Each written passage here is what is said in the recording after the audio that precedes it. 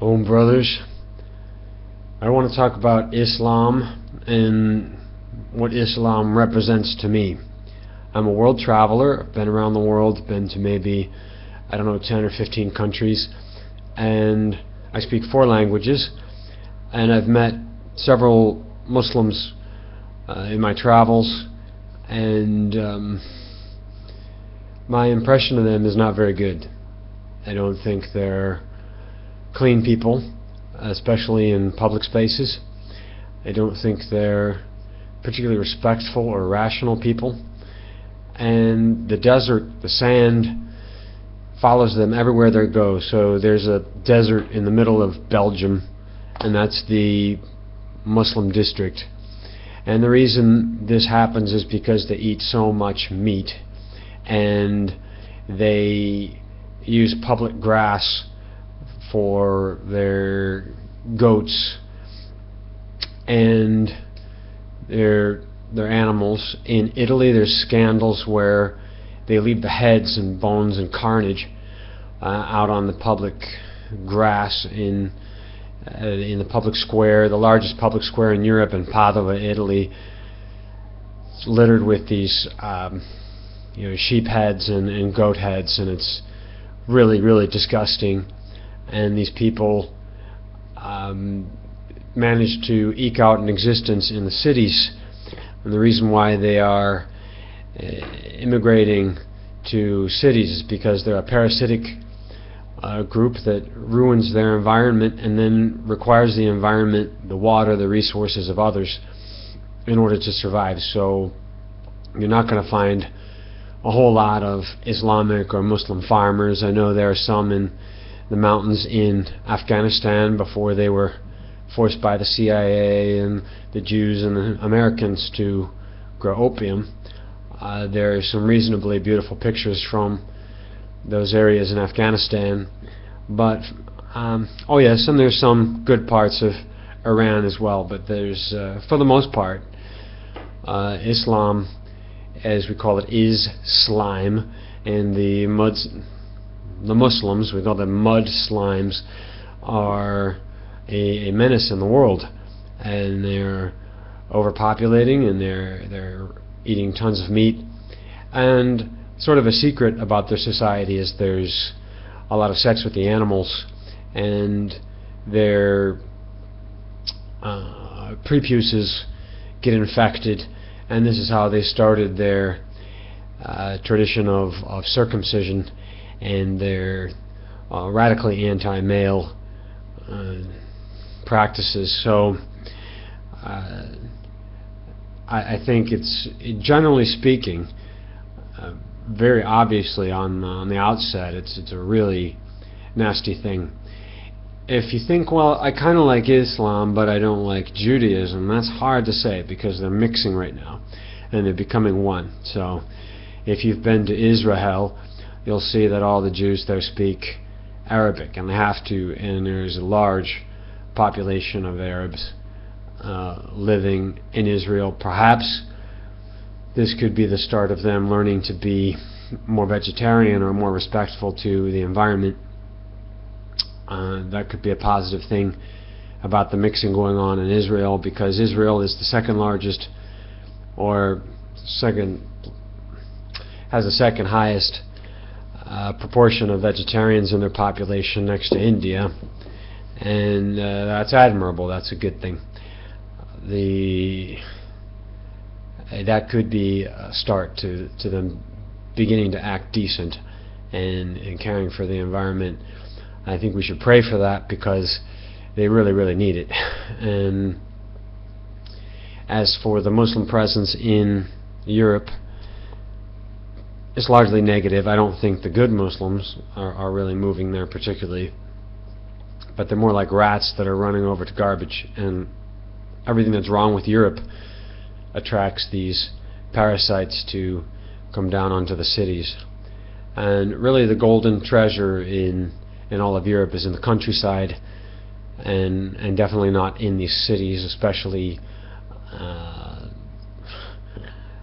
Frankfurt and some of these cities are looking pretty dirty and nasty with all these mud slimes They are obsessive smokers, like Asians, and they can't stop smoking, and they spit like Chinese, and they litter, and they're really afraid of hair. So I guess they say not only circumcised males, you want to cut down all their hair, they have to have short hair. Most of them shave.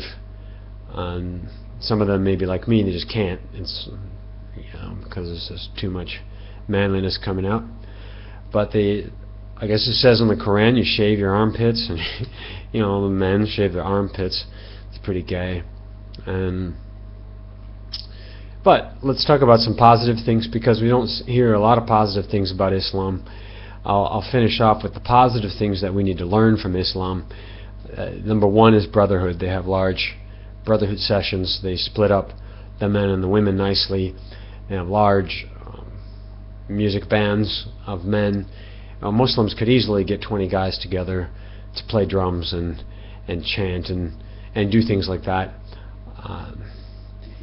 Some of them say they're not allowed to chant, or they're not allowed to use religion to sing with. But I've heard several versions on YouTube of these things. Another very positive element is the Sufis. So I want to say to all the Sufi brothers, and we hope you join us, and we'll join you, and we love you. We love your music, your lifestyle. Rumi, the Prophet. I think Rumi is a much more admirable man. I would never follow Muhammad. I'll be honest with you. And to Islam's credit, I guess, really what we see in North Africa and the Middle East is not really a correctly practiced Islam at all. Most of it is just people, very scummy, slimy people picking up something that they can accept. And one thing they can't accept is the original Quran, which is written in Aramaic, and they don't want to read that. They want to read their mistranslated Arabic version. And this translation has become a problem, because like the original version says you get 500 white grapes if you die in war, and in Arabic somehow that translates to 500 virgins that presumably I don't know what you're supposed to do with them. I hope you do nothing with them. So this is an example of the massive mistranslation and problems going on. The original Quran exists. It has been translated very scientifically, and I think without a doubt the Arabic version is a far cry from the original. And some admirable things in the original is that it emphasizes in at least 6 different places that the human body is perfect, it's exactly the way it should be. There should be no cutting, there should be no modifications. That is written clearly, even in the modern and mistranslated Arabic Quran. So they should be having a very hard time fitting circumcision and mutilation with that. That should be pretty difficult for them to make that jive somehow. I like that it's basically, it clearly sets the roles for men and women. Women being covered using veils is a very powerful thing. I think Christians and white people should study the use of headgear, head garb. I'm wearing mine to kind of carry all my head fuzz up because it looks bad without it, but but I don't religiously wear my head covering. I have it sometimes. I don't have it some other times, but it's a good idea for women to be modest, especially. And these are things we can learn from Islam, and things that we should be teaching. Islam, to improve itself, is going to need to move away from meat eating. It's also going to need to confirm the beauty, the natural quality, the correctness of the creation in the male body, and refuse, in a clear fashion, refuse genital mutilation. I think if they got those 2 things down, the environment around them would start to improve. They'd start to have grass, trees, water, those amazing things that as Europeans take for granted, and they haven't seemed to figure that out yet. And I don't know. I know some of you really love Egyptian culture, Egyptian things. That was destroyed by mud slimes. The mud slimes now live in Egypt. They've taken it over. The original Egyptians, as a race, I think, are dead. And Cairo, they take the smooth stones that had smoothed out the pyramids, and they just use those to build the government buildings for their, Arab government. I mean, that's how much they disrespect the Egyptians and the Egyptian culture. So if you go to Egypt today, you'll see a destroyed version of Egyptian culture, and you'll see garbage and smoke and slime and bad stuff everywhere. The cultural relics from the Egyptian race are in very bad disarray. And finally, just sort of a tangent here, why would there be those often, way too often shown hieroglyphs of circumcision in Egyptian hieroglyphs? I think it's a hoax. I think they're just trying to make you think it's traditional, that people have always been doing this. Clearly in the color version of the hieroglyphs, there are two different races. One guy is very dark, the other guy is very white. And I think this hieroglyph is showing a torture scene, and how one tribe is, or one group is torturing their slaves, torturing the people that they captured in war.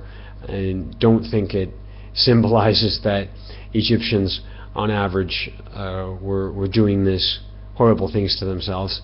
And to the credits of the ancients, they were not castrating bulls and castrating pigs and animals. At that time they made good use of animal testosterone to plow fields, and they were not afraid of it like they are today, and didn't turn a farm into a big torture zone, a big scream fest, slaughterhouse, a horrible place that the farm is today. And so anyway, those are my thoughts on Islam. I think if you're interested in a decent version of Islam, a good version of Islam, we go for Sufis. We study the Prophet Rumi, and we stay away from society Islam and the typical social comprehension of what this faith means. I don't know if I've misunderstood what's going on with Muhammad, but there seems to be a pretty good case that he's a pedophile. Like, you don't marry 7-year-old girls, and then you don't knock them up at the earliest possible point. I think if you want to say Muhammad is more like sort of a Genghis Khan, where he's a horrible horrible warlord, violent guy, but then somehow you respect him because he's got technique and intelligence. I mean, maybe I could see that, and I'm not going to disrespect Muhammad in any huge way. I don't even really disrespect Genghis Khan all that much, and just a little bit, because these guys, they ruin the environment, and if they're just sort of cleaning out the human race from all the weaklings, and having war and those kinds of things, and they're definitely not wankers, but they're heavy meat eaters and warlike people, and I just kind of sit them there. I don't want to judge them too much, but I just kind of put them there, and I don't say they're here or there. It's sort of a reality of the world. Like, there's just going to be mosquitoes flying around sucking your blood, and that's because there's an opportunity. And I suppose if you got angry about that stuff, you'd be wasting your time. But resist the onslaught of Islam. We need to criticize immigration into Europe, criticize ourselves, because why are we letting them in there, and under what policies, and why is our house not clean enough that these rats are coming in?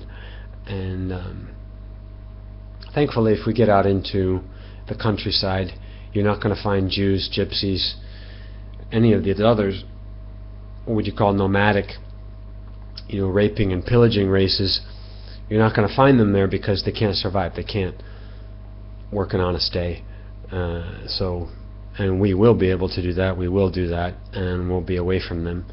And I think in the countryside you'll find a lot of really nice, brilliant white people to hang out with and work with and pray with.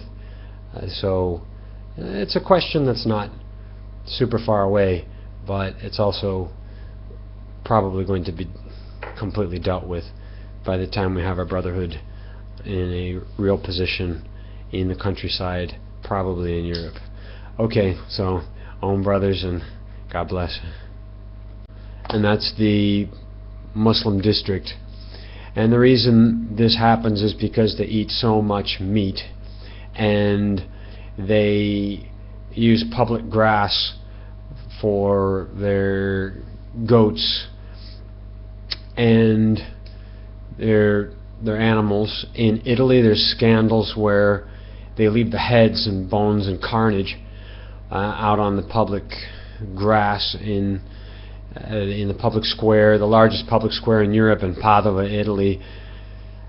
It's littered with these sheep heads and goat heads, and it's really disgusting. And these people manage to eke out an existence, and my impression of them is not very good. I don't think they're clean people, especially in public spaces. I don't think they're particularly respectful or rational people. And the desert, the sand, follows them everywhere they go. So there's a desert in the middle of Belgium. Om brothers, I want to talk about Islam and what Islam represents to me. I'm a world traveler. I've been around the world, been to maybe, 10 or 15 countries, and I speak 4 languages, and I've met several Muslims in my travels in the cities. And the reason why they are immigrating to cities is because they're a parasitic group that ruins their environment and then requires the environment, the water, the resources of others in order to survive. So you're not going to find a whole lot of Islamic or Muslim farmers. I know there are some in